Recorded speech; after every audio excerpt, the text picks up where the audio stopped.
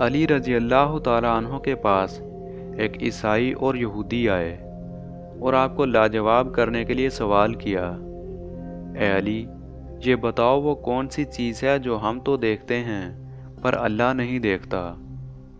آپ کہتے ہو قرآن میں ہر چیز کا علم ہے، تو وہ کیا ہے جو قرآن میں نہیں ہے؟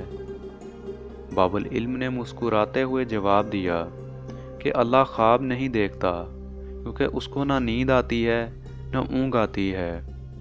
دوسرا یہ کہ قرآن میں سب کچھ لکھا ہے پر جھوٹ نہیں لکھا۔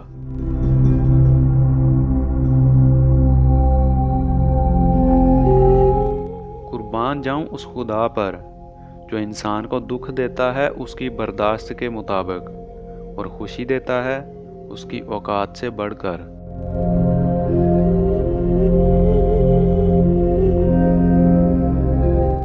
دنیا کا سب سے زیادہ خوبصورت پودا محبت کا ہوتا ہے، جو زمین میں نہیں بلکہ دلوں میں اگتا ہے۔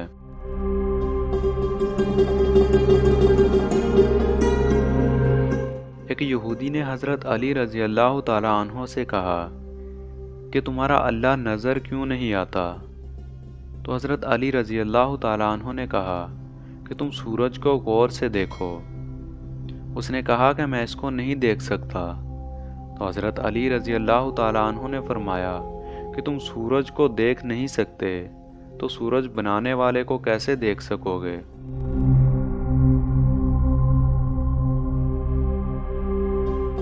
کسی کو تم دل سے چاہو اور وہ تمہیں ٹھکرا دے تو وہ اس کی بد نصیبی ہے، تمہاری نہیں۔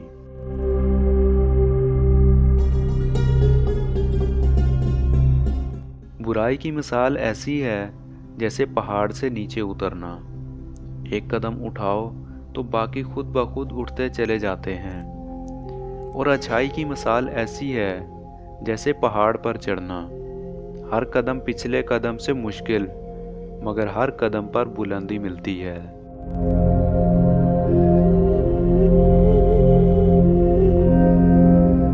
کسی کا ظرف دیکھنا ہو تو اسے عزت دو، فطرت دیکھنا ہو تو اسے آزادی دو، نیت دیکھنی ہو تو اسے قرض دو، خصلت دیکھنی ہو تو اس کے ساتھ کھانا کھاؤ، صبر دیکھنا ہو تو اس پر تنقید کر کے دیکھ لو، خلوص دیکھنا ہو تو اس سے مشورہ کر لو۔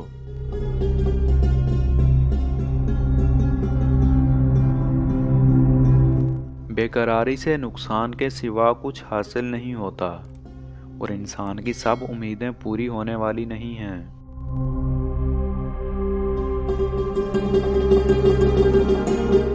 اگر کوئی شخص اپنی بھوک مٹانے کے لیے روٹی چوری کرے تو چور کے ہاتھ کاٹنے کی بجائے بادشاہ کے ہاتھ کاٹے جائیں۔